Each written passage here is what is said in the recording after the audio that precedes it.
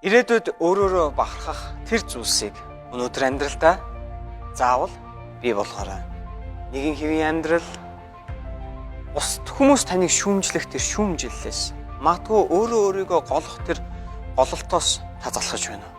Тэгвэл зүгээр л бодож суухын оронд эсвэл таны гомдлыг сонсоод таны хажууд байх хүнд тэр бүх сөрөг зүйлсээ ярихын оронд амьдрал байгаа саад бэрхшээл тэр бүхий л асуудлуудаа өгөөд урагшлахыг та сонгоо.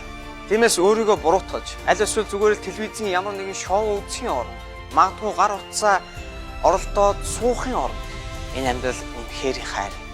Ирч хүчээс сэргэн найз минь өөрийнхөө амьдралыг бусдын амьдралд аз жаргал урам зориг өгөх гайхамшигтай кино болгон өөрчил.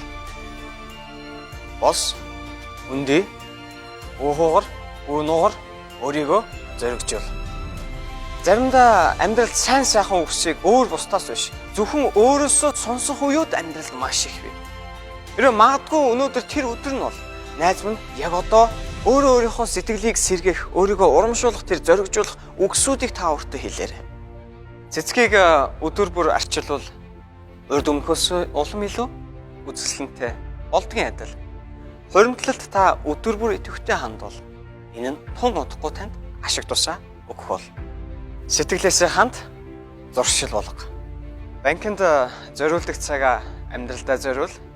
Шимтгэл зарцуулдаг мөнгөө хуримтлалдаа зарцуулаарай. Капитал